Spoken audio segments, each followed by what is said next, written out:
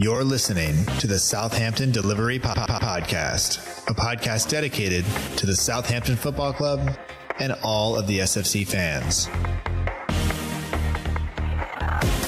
If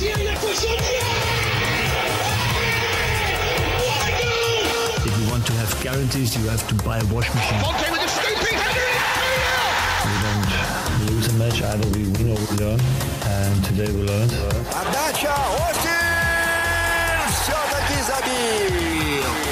It's infield to Mane, 25 yards out. Lovely ball for Bella. Onside, 1-0. Buffon shot. Oh my word!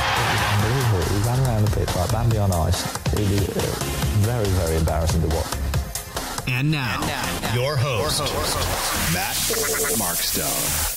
Hello and welcome to another episode of the Southampton Delivery Podcast, a podcast and newsletter dedicated to the Southampton Football Club and all of the SFC fans, and available right here on southamptondelivery.com. My name is Matt Markstone. I am the host of the show, and no matter where you are, no matter how you may be listening, whether this is your first time or you've been here before, thanks for making the show part of your day. I hope that you enjoy it. And on episode 130, I'm joined by Tom Murray. Tom works with Alan March Sport to help provide audio description commentary to the fans that are blind and visually impaired. And Alan March Sport works with a number of clubs around the Premier League and throughout the English football system to help make sure that everybody has access to the game, even if they can't see it for themselves. So we'll talk to Tom about his role in that and how to get that if you need it. There's a link in the show notes that will help you. If you want to follow Tom on Twitter, you can get in touch with him at T214Murray or Alan March Sport at Alan March Sport on Twitter. Once again, those links are in the show notes. So in addition to audio description commentary, we'll talk to Tom a little bit about the Women's World Cup, which I have to say, congratulations to the U.S. for, defending their title, becoming four-time champions of the World Cup, and could not be more proud of that. Thought the whole tournament was great. Thought that there's a lot of promise for that, and I think there's a huge improvement in some of the funding that women's football has received, and hopefully that continues to grow, and hopefully the interest in women's football continues to be there. There are local clubs. The Southampton Women's Football Club is one of the clubs that I support and have had the pleasure of having players and coaches on this show in the past, and hopefully we'll continue to do that over the course of this season. In addition to the Women's World Cup, we'll talk about some of the things going on around the Southampton Football Club. The guys return to training this week. Now, as you hear this, they are off to Austria. Some people have missed the plane or not been invited on the plane, or however you want to see it. That list was released after Tom and I finished recording, so you'll have to kind of make of it what you will. So if you're listening to this later in the week, because it's the transfer season and because things shift from time to time, some of the information may be a little bit outdated, but I think you'll find it enjoyable nonetheless. So special thanks to Tom once again for joining the show. Special thanks to you for listening. If you haven't subscribed already, you should do that. You can do that in whatever podcast app you choose. There are a bunch of links on southamptondelivery.com to help you. And if you haven't signed up for the newsletter, do that. It'll be out Friday. I think you will enjoy that as well. So enough of this. Let's get to my conversation with Tom. Thanks again. We'll talk to you soon.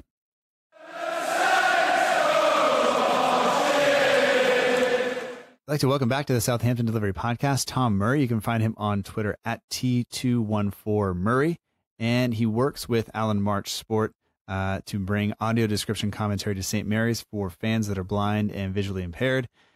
And most of all, he's just a Saints fan. So, Tom, welcome back to the show, and thanks for joining me on this kind of summer evening. No, thank you for having me back on. It was a real pleasure to come on last time, and we're trying to fill up the summer before the season starts. Yeah, it'll be interesting to kind of see how things continue to progress. It's been Saints have been busy early on, and now the guys are back training, and I think the football tournaments, kind of the summer tournaments, all kind of come to an end soon. I think, except for maybe the African Cup of Nations, that's going to go on a little bit longer, but. With three finals this weekend, if you count the Copa America, the Gold Cup, and the Women's World Cup, it's been busy, and then I think it just is kind of going to keep going from here. So, but kind of a lot to talk about. Maybe not all directly Saints related, but there's plenty to cover this week. But first off, thanks for coming on, and then you are there any updates with Alan March Sport for this coming season? Are you guys doing anything different, and then for fans who maybe weren't around last time, what does Alan March Sport do, and then kind of what's your role in that? So Alamite Sport provides audio description commentary at football grounds all over the country. So, for example, they have there with the likes of Leicester, Mansfield, Crawley Town, and of course Southampton, the service began last September. They've added Wolves and Cardiff to the bunch of clubs that they provide this service for. And the service is audio description commentary for the blind and visually impaired fans. And it's for both sets of fans in the ground, home and away, just to make sure that everyone has access to the game that they love. And again, the addition of Wolves is only going to, and Cardiff especially, is only going to improve the accessibility of the game to these fans. And those fans of Wolves, especially in the Premier League, can go to Molineux and get this service as well. So I'm part of a 4-man team for Alamite Sport in partnership with Southampton. We just provide the audio description commentary for all of the home games. And in terms of, are we changing anything? A bit too early to say. I can say that we will be doing the one home pre-season match unless Southampton announce any more. We're definitely going to be doing the pre-season game against Cologne. I think that's the weekend before the season proper actually starts. So that's something I'm really looking forward to for that to come round, because then, the season is just so close, and it would be good to take a glimpse at the new signings and maybe how Hasenhüttl is going to set up for this year. Yeah, and I mean the preseason game against Cologne is a nice maybe way to test everything out, make sure everything's working again before you guys go into the actual season. And it'll probably be nice for you to get back on the microphone after having a couple of months off and then going through your recovery. I don't know if people know, you had a procedure, so you're kind of hanging out and almost back to full fitness, I think. Yeah, almost back to full fitness. Yeah, after the Wolves game in April, it was a planned operation, but obviously it sort of took me out of the equation of work and that kind of thing for a few months. I still have about a month or so left until I can actually physically go back to work, but the recovery is going really well. I'm feeling really great, and yeah, it's almost, I've been at home so much, I'm getting a bit restless. I want to get out there and start doing what I love again. I think that's my biggest thing, is I can't sit around. My family all knows, like, I think for about 3 days I was okay, just like not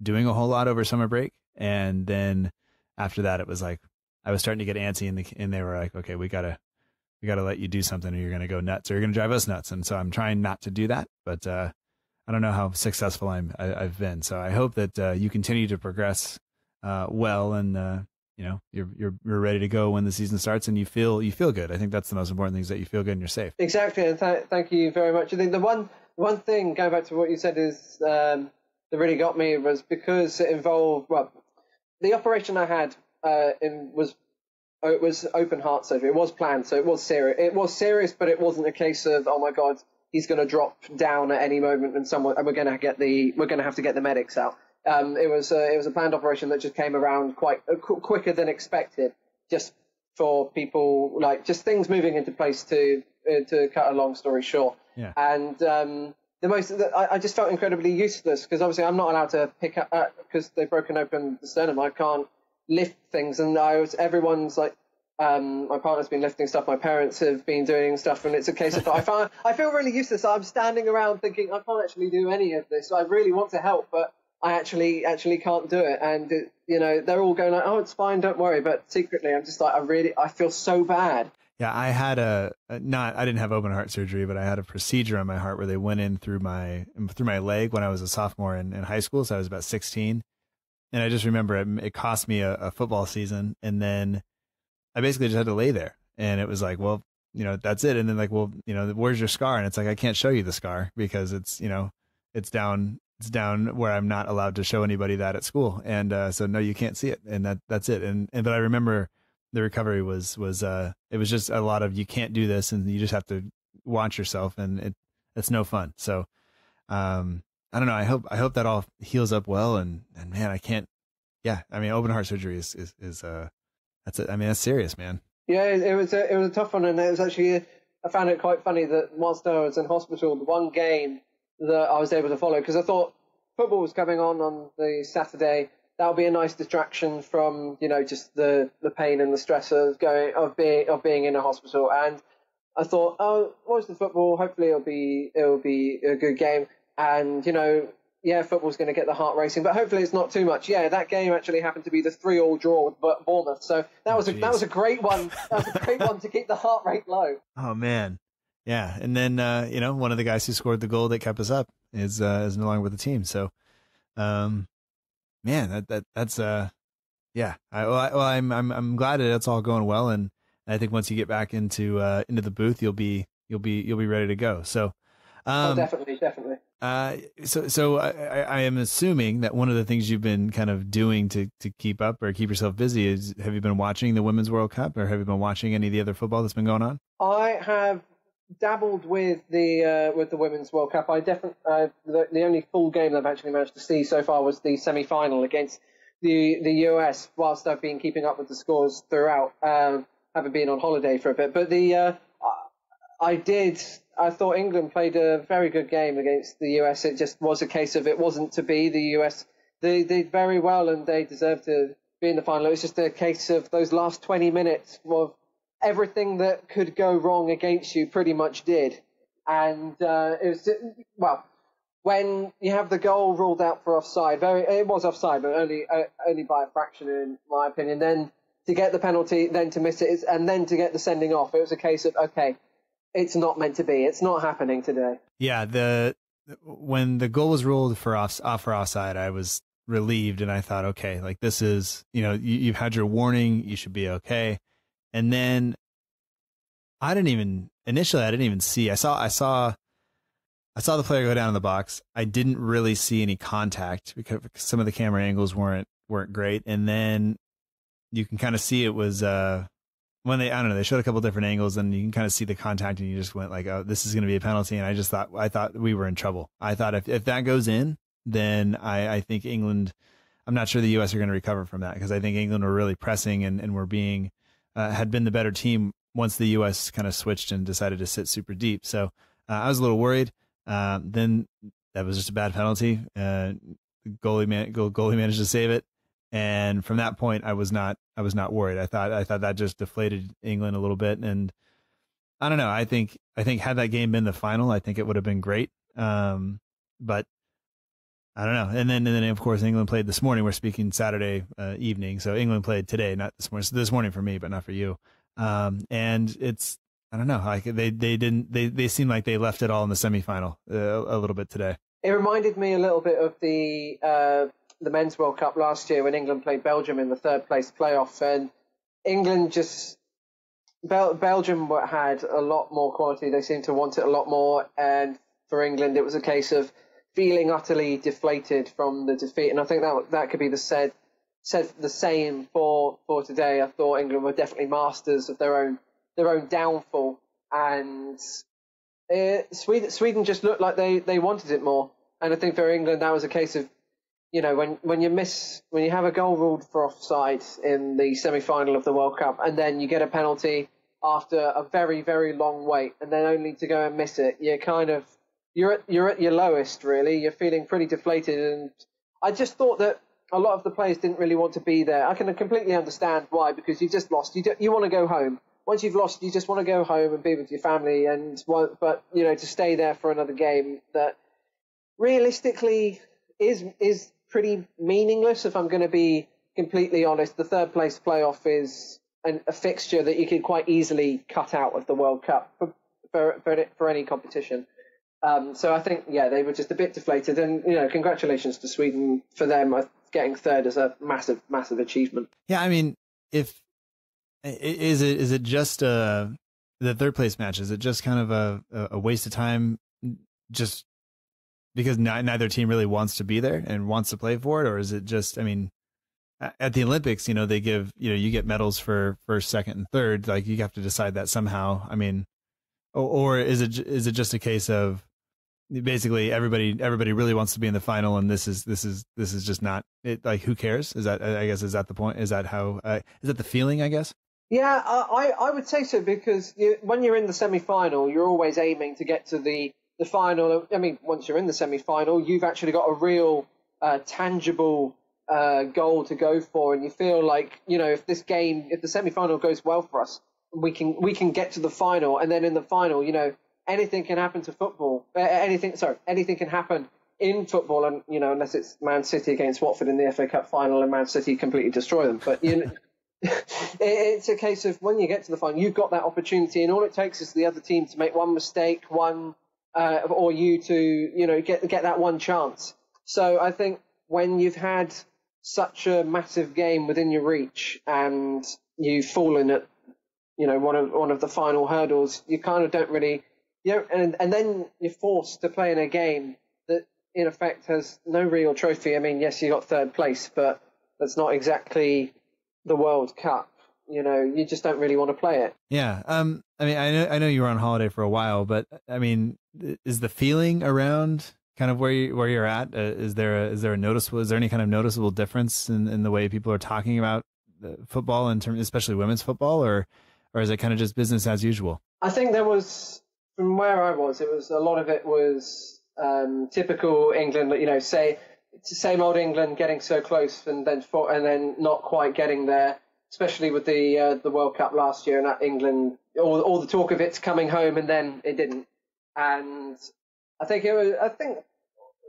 the overwhelming feeling there was of pride. The English women team, the Lionesses, did really, really well, and they were full of charisma going through that entire tournament. Everyone was wishing them well and thinking, they could go that way. I mean, women, and they were a great example for women's football in this country. Again, encouraging more people to go and watch women's football. And I think they did. They set a fantastic example in that. And it's only for the good of the game.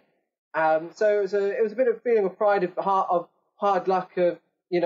It's a real shame, but they fought hard and they fought well. Yeah, I mean, for us in the U.S., it's the women are, I think, watched more than the men in some regard. Then there's more expected of them.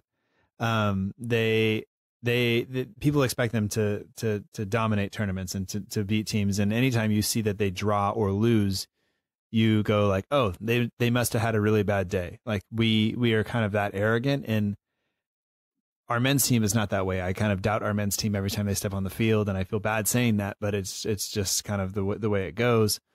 And so I think for England to come up against the U.S. in the semifinal instead of having it be in the final, was a little bit rough. And especially, I mean, you look at the route the U.S. had to take to get to the final. It wasn't necessarily easy. They had to beat France, they had to beat then England, and then now they come up against the Netherlands. We'll see kind of how it goes. I am more of a pessimist, so I don't ever want to just assume we're going to win. But a lot of people around here are pretty confident that we can do it, and a lot of the pundits are as well, which probably means we'll wind up with second place. But we can only hope not, because I think my daughter would be a little bit devastated. She was not happy that England lost today, but she'll be okay if the U.S. wins tomorrow, I think. So we will see. But with that tournament drawing to a close, and the Copa America and the Gold Cup also ending soon, I guess it's kind of you turn your attention to the preseason, and you see a lot of the guys that were not involved in any kind of Nations League or other tournaments. They're all kind of back now and training. And so, I mean, did you pick up on any of the stories from this week? Is there anybody you were surprised to kind of see back in the first team kind of gallery for training? Not necessarily surprised. I think it was a case of they were always going to come back, but it was quite weird seeing like the bulk of the players coming back to pre-season, those who realistically don't have another part to play in the team, the likes of Carrillo, Classy, those kind of coming back, those who actively want to leave the club and to train. It's weird. Whilst you got the likes of Yoshida, you got new signings in there as well. It's quite weird seeing half the team, half the players being those that you think, okay, this is, they've got a role to play this season. And then half the team thinking, well, you don't want to be here. We're most likely not going to see you in the team. So it was quite weird to have like such a large amount of players that realistically are going to not be wearing the red and white next season. It will be interesting to see how some of those guys that are back now fare over the next couple of weeks, especially knowing that guys like Classy, for instance, like they just don't want to be there, and you can see some of the video of them having to run the beep test and other things, and you can tell like that'd be the last thing I want to do if I'm at a club that I don't want to be at, and now here I have to do all this kind of physical fitness testing and all this other stuff, just trying to get ready for the season, and knowing that I definitely want to move. I can't imagine that's very motivating. But hopefully Ralph is able to kind of move them along and do all of those things. But there are a couple of people who aren't back. Obviously, Janepo's not there. Buffal is not there. And once again, Ralph hasn't met him before. And one thing would be kind of interesting is the kind of dynamics between the guys who are on loan, who haven't met the new coach yet, and all the guys who played there last year. And I think that shows up a little bit in how some of the social media posts that have been going out. Valerie Obafemi have been very much having a good time on social media, whereas I haven't seen anything from some of the other guys, but that doesn't always say everything about them. But I guess as the preseason progresses, I mean, are there people you would be expecting to leave the club, or do you think that do you think that some of these guys that were on loan last time will wind up hanging around even though they may want to leave? I think it depends on whether we can actually get rid of them in a way, because some of them are really high wages and maybe we're asking for prices that other teams are not willing to pay.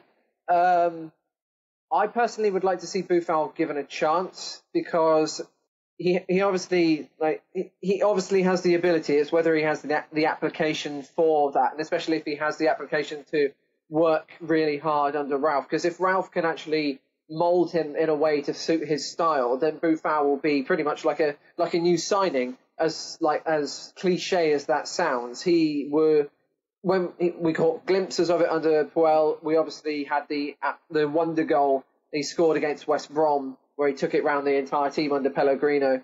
It really is. I'd really like to see him have a chance, because I think he can bring that wow factor to the team.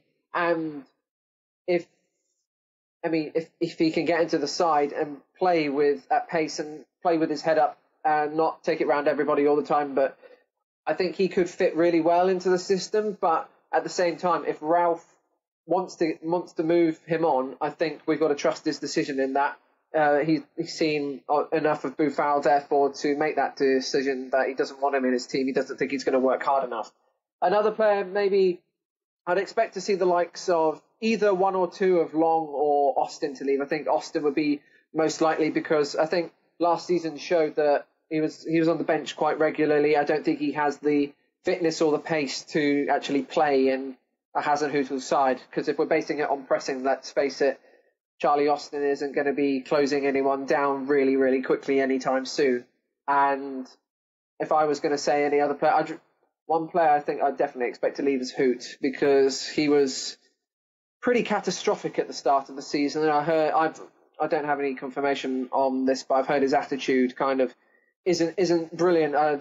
Actually, one thing I remember from last season is there was a post from the Premier League on Twitter saying congratulations to Jose Perez for scoring a hat-trick against Southampton, and that was actually liked by Hoot. So it's a case of whether him being a bit petulant, a bit stupid, maybe a mixture of the two. So I'd expect him to go. I mean, we have a lot of players who I'm struggling to actually see where they're going to fit in. You got Harrison Reed coming back, and whilst he's like in the past, he's had a lot of potential.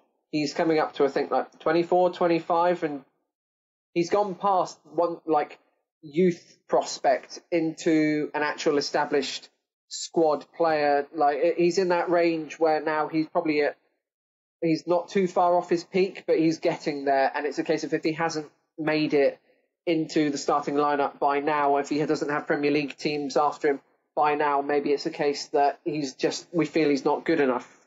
So I'd expect him to go out on loan again. I think it'd be better for him, and maybe for the likes of Gallagher as well, to go out permanently, because I think it's just not going to work here. Yeah, well, I mean, there's nothing wrong with being a fully professional footballer in League One or the Championship or anything else. I mean, that's still an extremely high level to play at, and life is not the same as it would be for a Premier League footballer, of course. But that's still a fully professional career and something to be proud of. And I think we all just kind of keep looking at Harrison Reed and waiting for him to grow. And I don't think it's going to happen. And I've always been pretty impressed with how he's played, honestly. The glimpses that I've seen of him do it, he seems to be all right. I just don't know if he's better than anybody we have in the middle now. I think that if you look at the formation we're likely to play and you look at the people he's likely to compete with, I don't think he gets into the team. And so, as you said, maybe it's a case of just like Target. This has been great. He doesn't quite fit now. Move on, go find first team football somewhere else and enjoy your career. And we wish you the best. And I don't think anybody's going to be down on Reed if he were to go, or Gallagher either. I think you have to do what's right for your career at some point. And unless you're on some big wage bill here or wage packet here, maybe then you stay because that is what's good for your pocketbook. But I would really hope that they would be looking for first team play elsewhere. Yeah, exactly. And I wish them all the best. I think, the likes of Reed, the likes of Gallagher, that surely is their next option, because when you've got in the positions, in the formation that we're going to play, you've got the likes of Ward-Prowse, you've got Højbjerg, you've got Romeu, you've got Lemina. Well, that's question marks about him because I've heard some rumours. I'm not quite sure what's going to go on with him. But with, there's already 4 players that you'd expect to be ahead of Reed. Well, are ahead of Reed. And, that's excluding possible signings that we might make. And when you're that far down the pecking order, surely you've got to realise that first team football is not really going to be available here. The likes of this, and with Gallagher too, the signing of Adams, the permanent signing of Ings, whether we're going to get another striker. Well, the fact is that there are rumours around that we are hoping to get another striker or another attacking player. Surely just again pushes him even further down the pecking order. Yeah, I can't see him getting in the first team this season, and I think it is probably time for him to kind of move on. But I mean, there are a lot of rumors going on right now, and I kind of hate looking at them because they're always. I think one person puts something out there a lot of times, and you don't know if it's the team trying to get or maybe the agent trying to get people to move a player on, or it's trying to stir up interest or whatever it is, or create some sort of almost panic because he's got one team that's interested, and now we want to try to make it look like, oh, maybe there are other people, so maybe we have to do it now. It's all this kind of weird kind of circle that I almost like a circus that I just hate. But I mean, of all of the things that I've seen, I mean, Gallagher going out, it looks like maybe to Blackburn, but also Brentford and Wigan, I think, are interested. I mean, how much money would it take for you to part with Gallagher and be happy about it? Would it take very much, or would it just be kind of get him out, clear out the squad, and let's let Ralph kind of concentrate on other people? I think personally, 5 million would be, and I know that the market has extortionate prices, but 5 million to part with Gallagher, I mean, that would be enough. Probably five or six. I mean, people say that the FIFA target was quite high, 17 million supposedly, and that, I would agree that is quite high for Target, but comparing Target and Gallagher in terms of is there a £12 million difference? I'd say in today's market there probably is, because Target has played far more games. He's been definitely more of a key player in the side. He's got a great cross in him, great deliveries. And whereas Gallagher has, I think he's only got one Premier League goal for us, and that was about 5 years ago. And I wish it could have worked with Gallagher. I think he showed early signs of promise, but yeah, I think 5 million, and it's a case now of Ralph wants to work with quite a trimmed squad, quite a squad with very few extra players that you don't want to, because if you think about it, it's a balancing game. You want to keep morale high. You want to make sure if you've got a large squad, then you've got to work out trying to get everyone having game time. Whereas if he obviously wants that really quite compact, quite small squad. So it's a group of key players who know what their positions are, and everyone knows exactly what they're going to do. And it's a case of if someone comes out of the team, someone can go in and replace them and immediately work. Whereas if you've got people like Gallagher, Classy, Reed on the periphery, it's just not going to work out. Yeah. I think I've said it before, but I kind of think that some of these guys, even if you have to get rid of them for kind of, below market value almost, it saves you money in the long run just having them off the wage bill and being able to focus on the guys that you want to focus on in training. I think all of that, helps actually. I think when your resources are spread kind of so thin because you're trying to coach and improve so many more players. Because I mean, if these guys stay around, it doesn't mean they just get ignored for the season, right? Like you can't just have Classy or Reed in training and just kind of say, you guys go over there because you're not actually going to play. Just go kick it around over there. That because then there will be resentment and all kinds of other things. So just by having them in training and having to focus and correct them or coach them, you're taking away from the players that are maybe more central and more, I guess, are going to play a bigger role. And I think that in the long run can hurt. I mean, there's a reason there are caps on how many kids you can have in a classroom and everything else, because at some point you just are unable to kind of coach and work with the people that you need to coach and work with. And I worry about that a little bit. But I also know that we've tied some of these guys to decent wages, and it's going to be difficult and long contracts, I think. And that's going to be difficult for some of these players that need to probably step down a level to be able to do that, because teams down there just can't pay the wages. So it will be interesting. And just one thing before we kind of go on to some of the other rumors that are going on is Adams is officially back. He's in training now. He's not back, but he's in training now, having signed earlier this week. There was one picture where he and Carrillo kind of met. I don't know if you saw that on the Saints website, but the look on Carrillo's face is like, well, this is the guy that they signed for me. Like it's almost like, well, you just met your replacement, or you met your if you have an ex, you met her new man, and that's not great. And so I just looked at that and kind of laughed to myself and thought, like, man, that must really suck. It's an awkward kind of meeting. And then you just hope Carrillo doesn't 2-foot him during practice. But hopefully it doesn't happen. But I don't know. I mean, what are your thoughts on the Adams signing in and of itself? I mean, obviously we signed on Monday, and we talked to Jay a little bit about it last week, but for you, was that were you happy with that, I guess? I'm very happy with the signing of Adams. I think he's got a lot of potential. He's incredibly quick for a striker, and the signings of Djenepo and Adams has given us a lot of pace up front now, which last season we didn't really have. Yeah, we had Redmond and to an extent Long, but we've gone from, in my opinion, one of the slower strike forces to actually one of the quickest now. And I thought that maybe was a little bit of a problem last season, where although we managed to break at pace, there was still sometimes, maybe with the likes of Austin, maybe with the likes of Long, where we couldn't get forward quick enough. Whereas now we actually have two players who are really it's going to be a rapid turnover of the ball. I'm actually quite looking forward to, in the commentary, actually trying to keep up with the counterattacks, because with Djenepo and Adams suddenly run off with the ball, it's going to be a case of covering a lot of ground very, very quickly. Yeah, and I think it'll give defenses something else to concentrate on, because we didn't really have a significant kind of goal threat last year. Dead balls, I think, were okay. Direct free kicks, you think of James Ward-Prowse and what he can do there. And then, really the only pace we had last year was Redmond. And you think about the fact that you can have 3 of the 4 attacking players really running at high speed on the counterattack, coming from an opposition corner, just a little bit of opposition pressure. I think we could be in a good spot. And I think also the pressing will be there, because all 3 of those players can really go together and cause trouble. And then hopefully we'll have other people joining the attack and being able to put balls away. So we were looking up some of the stats on Adams, and no headed goals at all. So he's not a big threat in the air.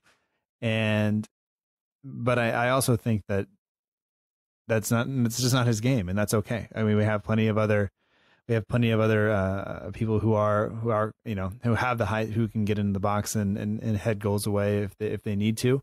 And so we'll worry about that later. But I think having the quickness and the ability to kind of move with the ball and move off of the ball and find space and get shots away, I think will be good. So I'm glad. I don't think we're going to find very many people who are upset about the signing.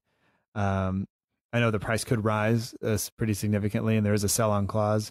But I think it's going to be worth it. And I think we just want him to kind of come in and settle in right away and get on the score sheet, get comfortable, and then kind of continue that, because he had quite a run last year of goals. And I listened to the In That Number podcast, and they were talking to some Birmingham fans. They run Birmingham Fan TV, and they said, they're going to miss him, but he had a really good partnership with one of the other guys they had on the team. So hopefully he finds that partnership, whether it's with Ings or whether it's with Redmond.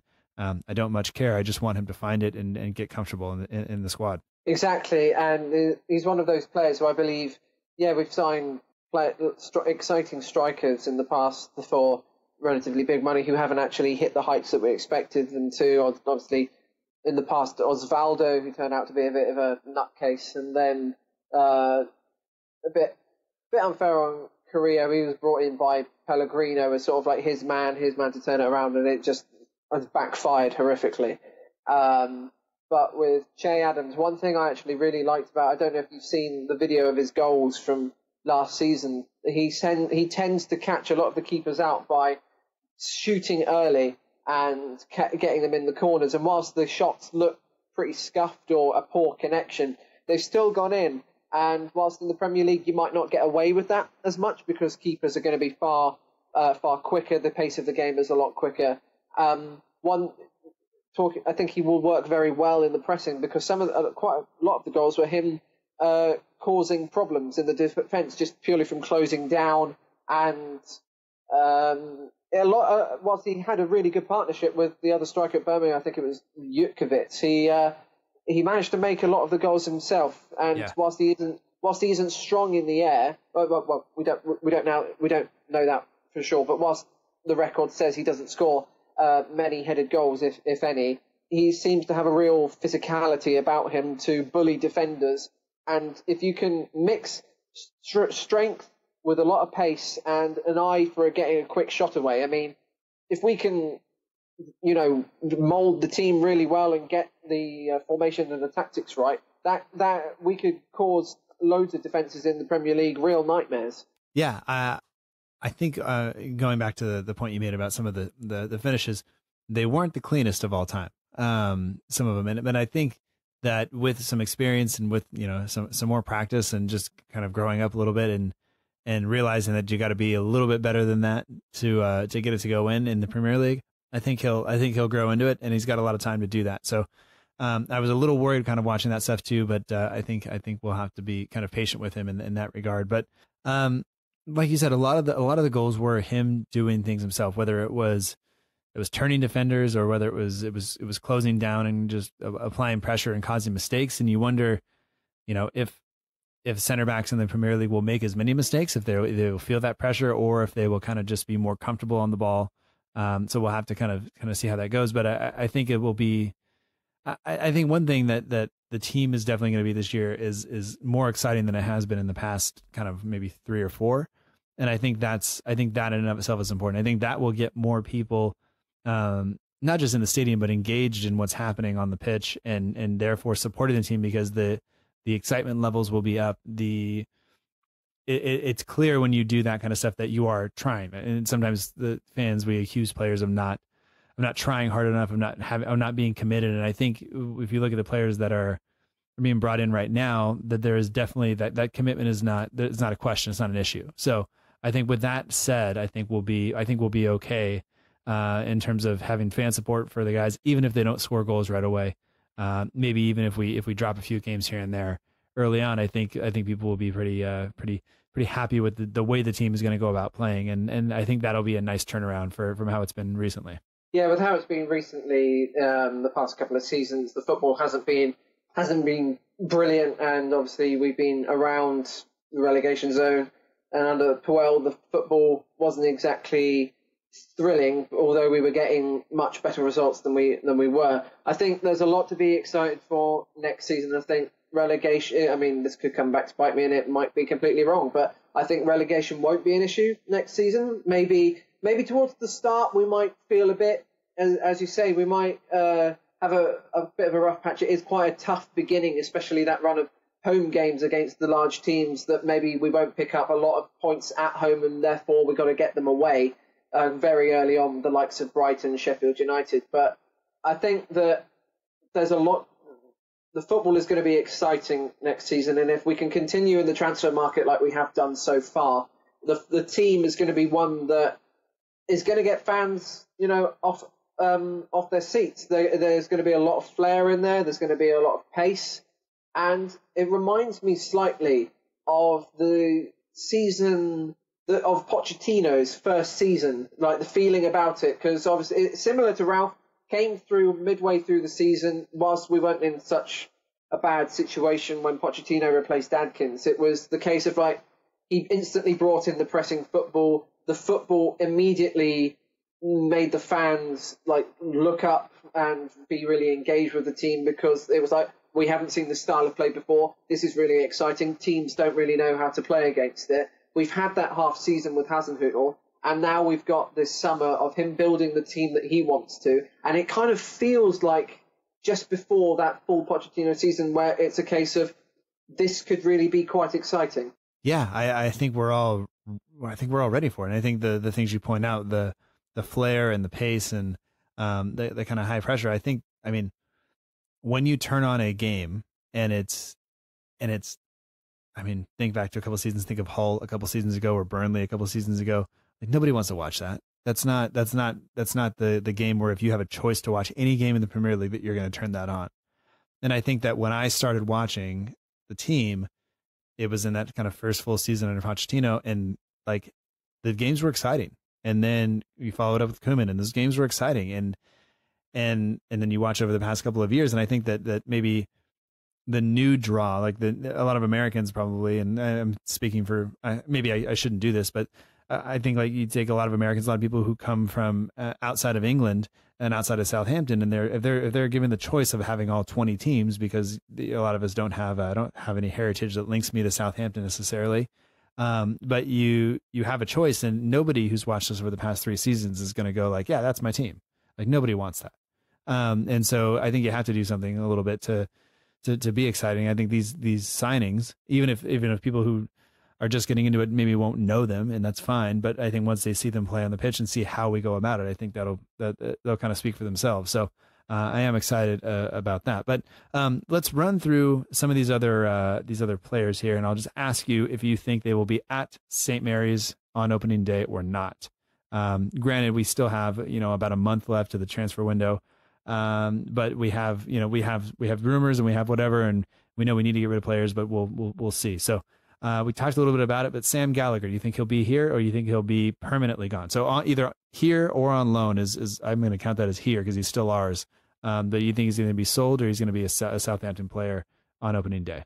I think he will be. I don't think he'll be ours by the end of the transfer window. Yeah, I think he'll be gone. That's because I think the wages there are probably enough, and he's probably young enough to want to go play somewhere and not just be worried about settling down and tying up wages for the rest of his contract.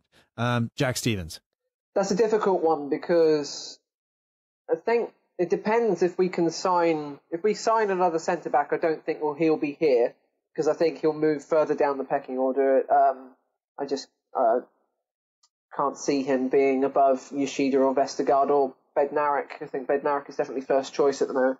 So I reckon if we sign another centre-back, Stevens will be gone. If we don't sign another centre-back, which, quite frankly, would maybe put the whole transfer window in a bit of jeopardy, then I think he'll still be at Southampton. Okay. Charlie Austin. I think he'll be gone. I think he will go to one of the newly promoted Premier League sides. Yeah, he seems to be wanted by quite a few. And I was talking online on Twitter to one of the listeners, Hamilton, Tyler, and he kind of laid out some reasons. Austin's got a bad kind of relationship with a lot of the fans, at least the louder fans on Twitter. He didn't help himself at all on Champions League final day when he posted a picture of himself in a Firmino kit or Firmino shirt, and I don't know. We all make mistakes, and some people are less mature than others, and some people enjoy arguing with people. And so I don't know how much you can read into how his actions online and kind of how he should be treated that way. But if I just broke it down to, I mean, he's a great goal scorer, but if I just broke it down to the style of play, I don't think he quite fits what Hasenhüttl is looking for. And you don't change body type at his age. I don't think you don't suddenly become a brand new player. And so I wouldn't be surprised if you were to go and be good somewhere else. You know, my brother is a QPR fan. He loves him. He was super happy when we got him, and he really, really wants him to do well. And I just kind of look at him all the time and say, he's not doing well. This is not a great relationship, but we'll have to kind of see how that goes. I doubt he's here. I think if you're going to get rid of a striker, and especially if you look at how top heavy the squad is now, I think he's the one who probably has to go. I think if it was a choice between him and Long, I'd keep Shane Long, because I think at least Long offers quite a bit of pace and the willingness to chase down lost causes, really. I mean, that's how he got that record goal against Watford, pretty much. So, yeah. Well, and I also think that you probably get more money for Austin in the market than you will for Shane Long, and so we'll take it, because I think you take the idea that Long actually fits the system, plus Austin is probably somehow more valuable than Long in the open market. So see ya. You know, I think go. Mario Lemina, there was reports that we're listening to offers, no loans, but we're open to offers for him. I guess, do you believe that in the first place? I think I believe the line about we're thinking of permanent instead of loan, because I think this is very much a summer of change, and I think it's very much a case of, if players are going to go, we want to get rid of them permanently, because if they're going, it's obviously that we don't see them in the plans for this season, and if they are, unless they were quite a young person like Alfie Jones going out to Gillingham, and they're more of a senior player like Lemina, you're thinking, okay, you're not going to actually play a part in the side, go permanently. So, whereas Jones in the future might have a part to play, so therefore you want him to go out, get that experience, and then come back. Whereas Lemina obviously is older, and it just hasn't worked out for him. I think it depends again on the market. If we sign another centre mid, then I think he'll go. But again, it's if the right offer comes in for him, and I don't know who actually would be willing to pay his transfer fee at the moment. Yeah. Once again, large wages, decent contract. You'd have to come in and really make it count. And I don't know. I think he'd be willing to leave probably, even though he seems to kind of enjoy himself. I think he wants to be somewhere where he's going to play probably a little bit more than he does here. And I don't know. I can see him leaving without much question. But I also think he's a really good player, and I think that on his day he's probably one of the best midfielders we have. But his day does not come very often, I don't think. Reports that we're listening to offers again on either McCarthy or Forster. Can you see either one of those two moving on? And I'd say, for me personally, I think it's more likely to be McCarthy. I think Forster's wages are just a bit prohibitive of him moving. I think teams are going to be afraid to pay those wages for a guy who hasn't played very much in the past year and a half. And I think that McCarthy was almost unlucky to lose a spot out to Angus Gunn, but I don't see him really being able to come back and get that spot back. And I think his wages I think he's decent enough. I mean, he was just in the England squad not very long ago, and I think he's decent enough to be able to go somewhere and at least challenge for the number one shirt, where I'm not sure he's going to get that chance here.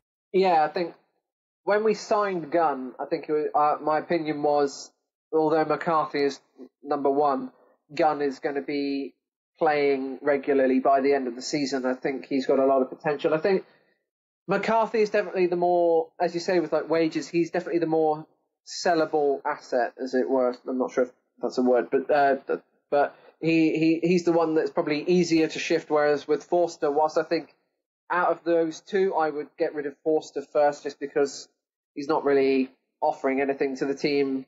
I mean, well, he isn't. He's not playing. He's not really getting a look in. Yes, he got that one appearance against West Ham last season, but that was a game where it was just trying to play a few of the players that hadn't played a lot this season, that season. And so my opinion would be I'd rather Forster went purely just to shift the wages, but I think of more likely and probably a better chance of going was McCarthy. Okay. Yeah, I think I have to agree with you there. A couple more things, and then we'll get to some listener questions here. Just kind of, I mean, we haven't really had a big theme of the show this week. There's been nothing to kind of focus on, so I think we've done a decent job of kind of rounding up some of the ideas that are out there. Before we kind of get away from the transfer rumor stuff, is there anything else that you've heard maybe that we didn't cover that you'd like to make sure a player or so we'd like to make sure we discuss? I think that whilst the transfer window is going really well, I mentioned it a little bit a moment ago with the players going out, but with Jack Stevens. But as well as the transfer window is going, a lot of hard work I think would be undone if we didn't sign another centre back. I mean, it's early days, and it's more likely than not with the centre back being. I think it's been rumoured that the centre back position is our next priority in terms of we signed Janepo. We then went after Adams to get our top striker target. We're now moving on to the centre back. But I think defence last season was, even under Hasenhüttl, we were still conceding too many goals and letting good leads, good two goal leads slip.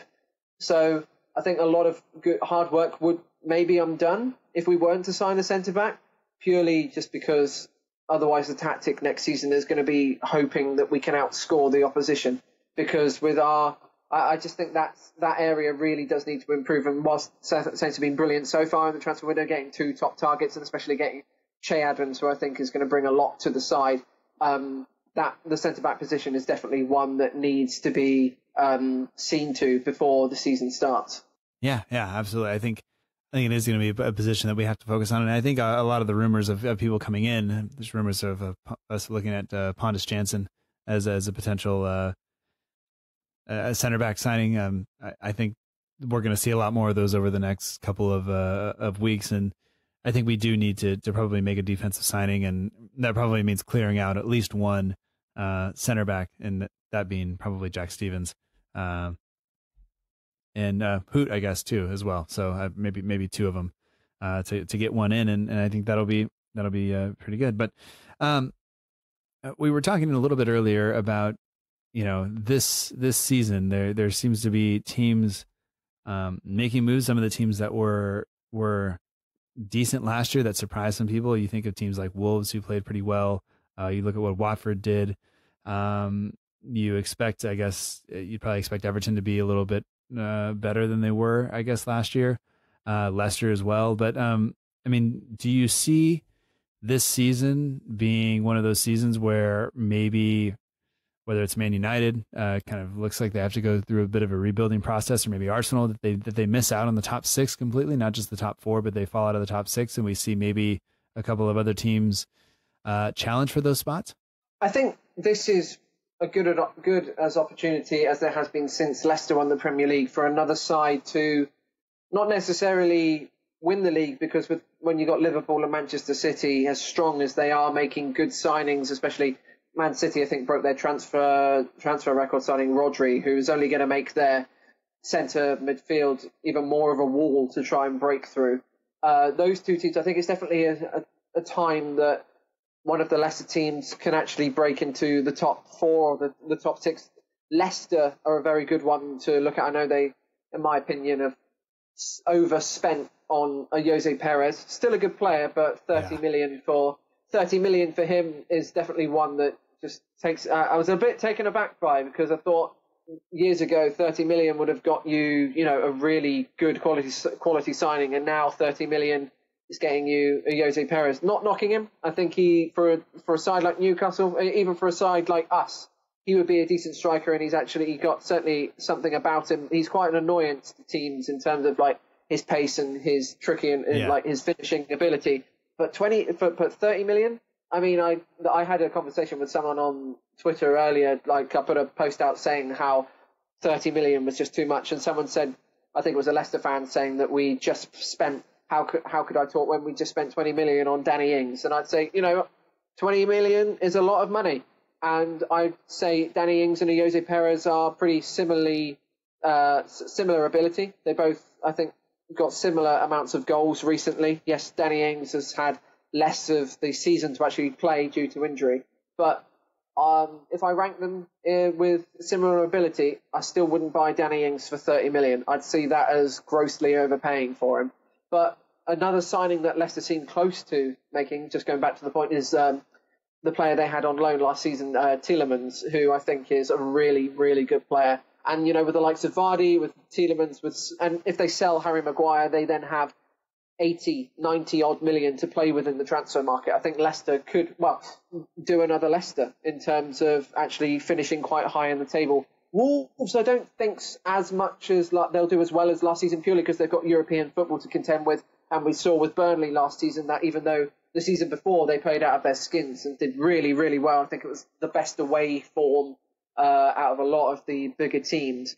Yet last season they completely crumbled and almost were relegated until the final few weeks. It looked like they could actually go down. I think Wolves are better equipped for Europe, but I just don't think they're going to finish as high as they did. And as you say, Everton, you'd expect with their manager and expect with the players that they have to. They seem to start the season really well and then just fall away, and like Arsenal do, or at least how they used to do. But I think there's definitely an opportunity for, especially with Manchester United having a bit of a rebuild, fans not completely agreeing with the way the club's going, with the amount of money that they're not spending, Paul Pogba wanting to leave, the players that they have brought in, Daniel James, think he's a good player. Whether he's going to make the step up to the Premier League, who knows? And whether they could fall even further down. I mean, Ollie seems, the whole thing, Ollie's at the wheel. Yeah, he might be at the wheel, but it's kind of veering off the track at the moment because it's not going as well as originally thought. I mean, he started brilliantly, but it's obviously tailed off. So, yeah, I think there is a real opportunity for one of the Leicesters, the Wolves. I mean, who knows, even us, if the transfer window and Hasenhüttl really, really gets it to click, could capitalise on that. And I think it's going to be quite an exciting. I think it's going to be more of a level season in terms of the ability-wise of the teams is going to be quite similar, especially in the top half. Yeah. I think that there is the potential there, especially like with some of these clubs that are needing to rebuild and needing to kind of sort themselves out a little bit. I think there is the chance there, but I think it's going to take a team like Leicester or something having a really good season to be able to do it. You look at the season they won the Premier League, and they wouldn't have even been close this season or last season, I don't think. And so it takes kind of a bunch of factors have to come together. They're going to have a really good season, and one of these other teams is going to have to falter a little bit. But I think the potential is there, and it'll be interesting to watch. And I think overall, if that happens, it just makes everything a little bit more competitive. It makes it means that there are more teams out there that that you can beat, and that people will be looking and hoping to go and knock off Man United. I think that'll be a big thing, it'll mean a lot to a lot of players that are coming up and getting into the first team and around the league. So I think that'll be pretty good. With that said, let's go ahead and jump into some listener questions. You can submit your questions on Twitter, Instagram, Facebook, or if you're a patron of the show, you can get that. You can submit that on patreon.com or via the group Discord. And one of the things that patrons get, they get access to a member-only chat. They get priority for having their questions answered on the show, and they get a bonus podcast per month. So we'll get to a patron question in just a little bit. But first, we have one that comes in from Instagram, and it's from the Edster7. He says, what do you think about Che Adams? What do you think about what Che Adams has to say about Southampton winning the Premier League? So this goes back to what we kind of just talked about. Difficult to see with Manchester City and Liverpool being so good, but I mean, I don't know if you heard the comments. People have been kind of making fun of him a little bit online, but what do you make of what he said? I like his ambition. I mean, I'd rather him say that kind of thing than be, well, hopefully we'll be doing okay in the league. It shows you've got to have a goal. Yes, he set his really quite high, but I like that in him. It shows that he's, well, he may not necessarily completely believe in it. He's or he might do, but who knows? But it shows that he's definitely someone who really, really wants to win. He wants to score goals and try. And a way to break it down is it's a guy who wants to win every game. Yeah. Obviously if you win every game, you are most likely going to win the league. So it's a guy who obviously is going to go into every game. You wouldn't want a player in your team that doesn't want to win every game. I mean, even if it's Manchester City or Liverpool away, you don't go into the game thinking, well, we're definitely not going to win this game. You want to go into it with high expectations. You want to go in and think, yeah, if we play well, we can get something from it. It's going to be difficult, but we can get that. And I like that about him. I think, yes, it's an easy statement to poke fun at considering what's happened to Southampton in the past few years. But no, good on him. Good on him. It's he could easily have the mickey taken out of him, but he said it, and I like that. It shows good ambition. Yeah, well, for me, it's like there are a couple ways to look at it. Now, a lot of the people making fun of him are not Southampton fans, and so for those people, Che Adams doesn't have to play in front of those guys every single week. For the most part, most of the Southampton fans want him to say stuff like this. Maybe not win the league, but we want him to show that ambition and show that he's going to be here and this is what he's working towards, and we can all get behind that. And so for us, I think that even if people are making fun of him, I think he's won some of us over right away, because he's showing that, like you said, he's going to go out and play every match is the best he can and try to win every game. And he goes in every game wanting to win. And that's exactly what you want under your players. I don't really think he can say anything else. He can say, even if you say like, oh, we want to challenge to be a top half team, like that's still kind of leaving the bar a little bit low. And I mean, you got to set some goals maybe a little bit higher than that. And maybe there are going to be some steps that you have to take to get there. But I don't know. I don't mind it so much. Even if I think maybe it's a little strong, and you wonder, exactly. You wonder why the question was asked in the first place. It came from the team's own media guy. Like you're putting the new player in a bad spot by asking that question, I think, and maybe you just avoid it altogether because otherwise you get into something like this. But I don't know. Maybe I think it might have actually come from a question where he just asked, what made you choose Southampton, and then he goes off with that. But I don't. Yeah. I can't exactly remember. But anyway. All I can say is that. Those who are laughing are going to be looking pretty stupid when he scores a hat-trick on the last day to win the Premier League. But that's just me being wishful thinking. That's right. I think totally possible. And we do have a fairly favorable end of season home match again, but we all saw that happen, how that wound up last year. A Saint in London, who's one of the patrons of the show, submitted this question on Twitter. It says, considering the recent transfers in and out, what will Ralph's starting 11 look like come the new season? So if you had a starting 11 to pick right now for Southampton, who would it be?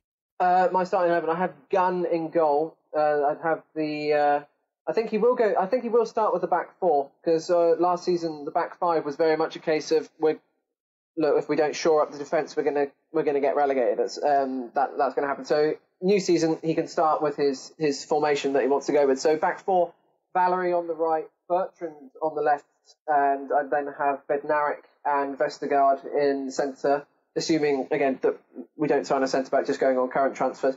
Now, the 2-2-2 ahead is going to be quite difficult because, as you said, we're very top-heavy, and there's a lot of good players that are going to miss out.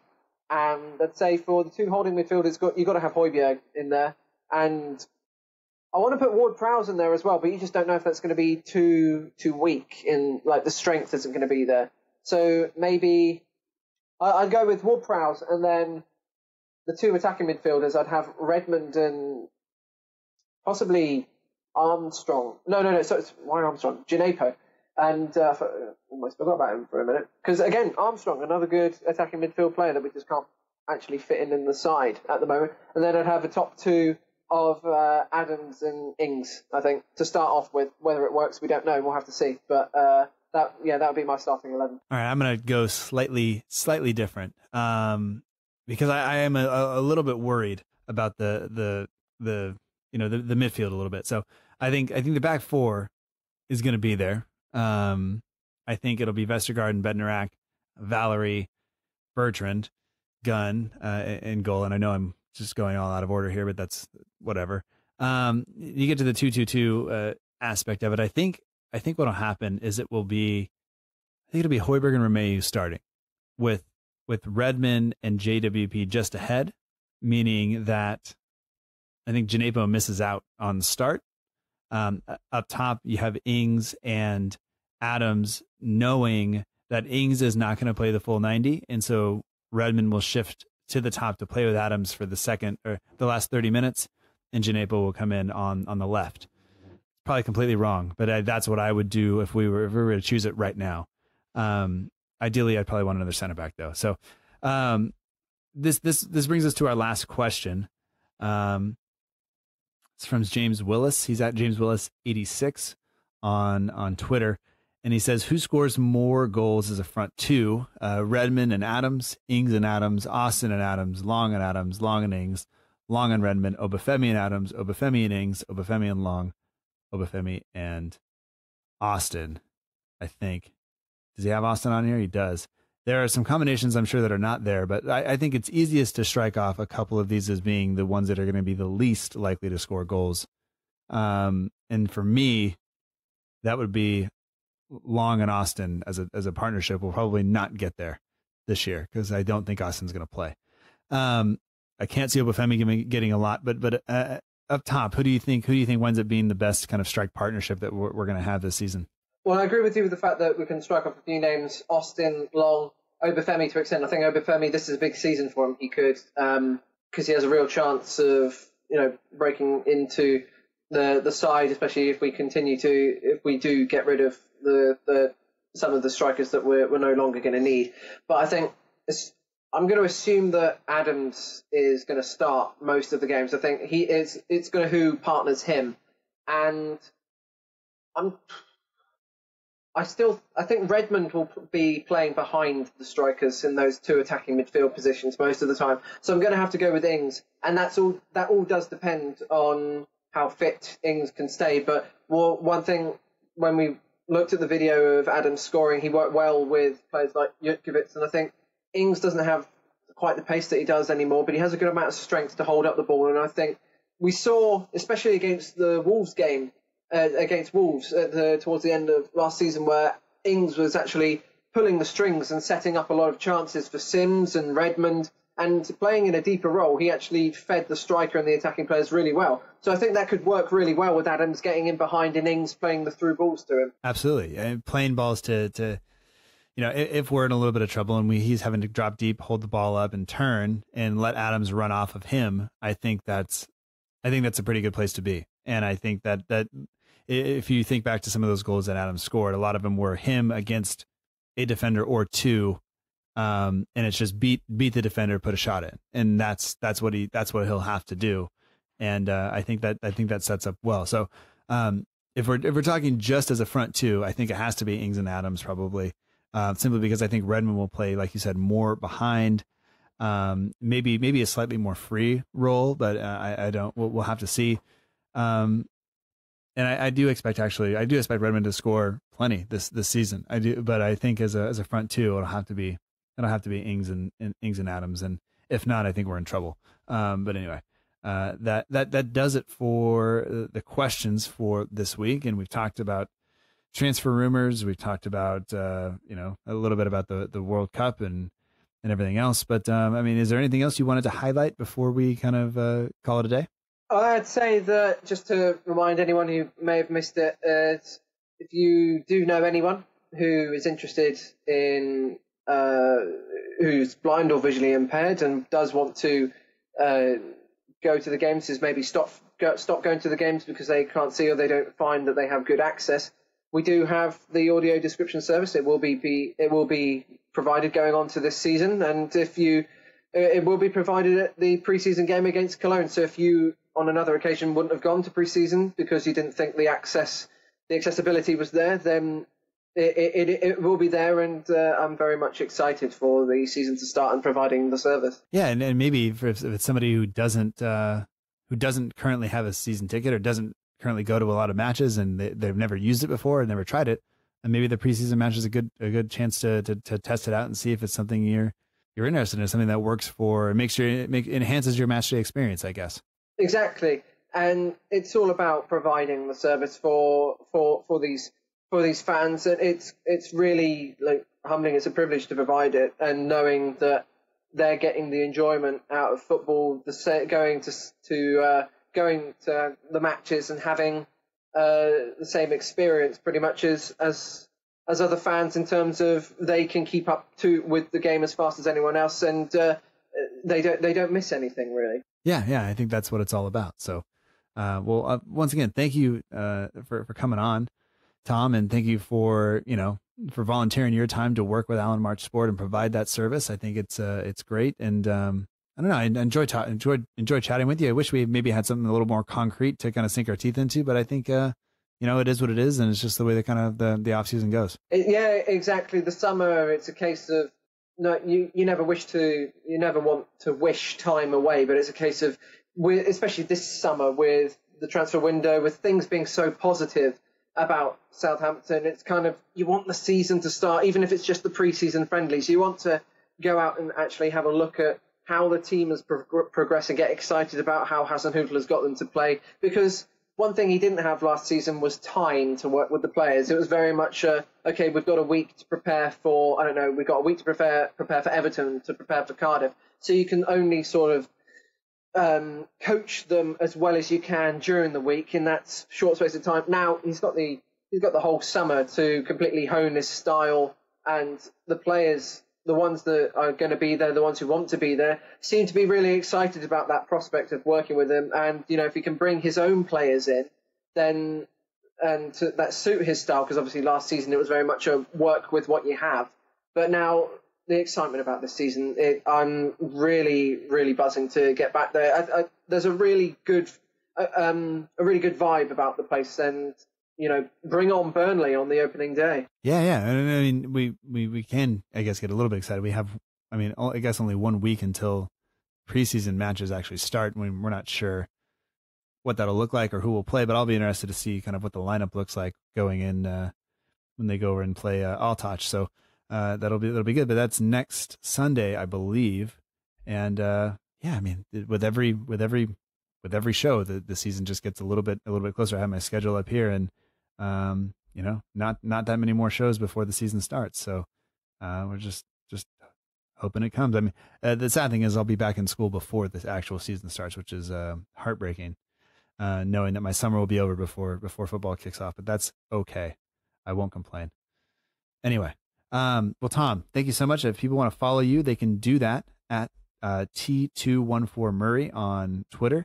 And they can also follow Allen March Sport at Allen March Sport, and both of those links are in the show notes. And thank you so much for doing this, and thank you for contributing to the newsletter a while back as well. I appreciate that, and I invite you to do that whenever the mood strikes. Thank you very much, and thank you very much for having me on again. It's been an absolute pleasure. I really enjoyed the first time I came on, and same again for today. And I hope certainly that this won't be the last show, and we can talk during next season, and hopefully be discussing a very good result. Yeah, absolutely. I look forward to it.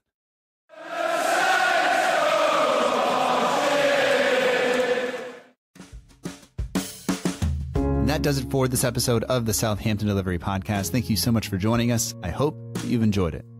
Special thanks this week goes out to Tom Murray. You can find him on Twitter at T214 Murray. You can get in touch with Allen March Sport at Allen March Sport. And if you or someone you love could use or make use of the audio description commentary, be sure to get in touch. There's a link in the show notes that will allow you to get in touch with the proper people at the club to make sure you secure a headset so that you and your loved ones can enjoy the football on the pitch through the audio description commentary provided by Allen March Sport and the club. If you want to get in touch with this show on social media, you can do that on Twitter and Instagram. We are at SFCDELL_IVERY. We're also at Facebook.com/SFC Delivery. There is no underscore in the Facebook address. You get links to all of those at SouthamptonDelivery.com, where in addition to that, there are links to subscribe to the show on iTunes, Stitcher, Acast, Google Play, TuneIn Radio, or wherever else you listen to podcasts. You can also sign up for the newsletter, which will be out on Friday. Hopefully you are enjoying that as well. The show would not be possible without the help of two specific partner pages. Matt Beeling of the We Are Southampton page on Instagram does the logo for the show. Special thanks to Matt for being such a huge help from day one. The official partner page of the show, though, is the Southampton page on Twitter, Instagram, and Facebook. And for all your Southampton FC news and needs, whether it's the transfer window or the regular season, make sure you're following them. They will keep you up to date on everything that is happening around the club.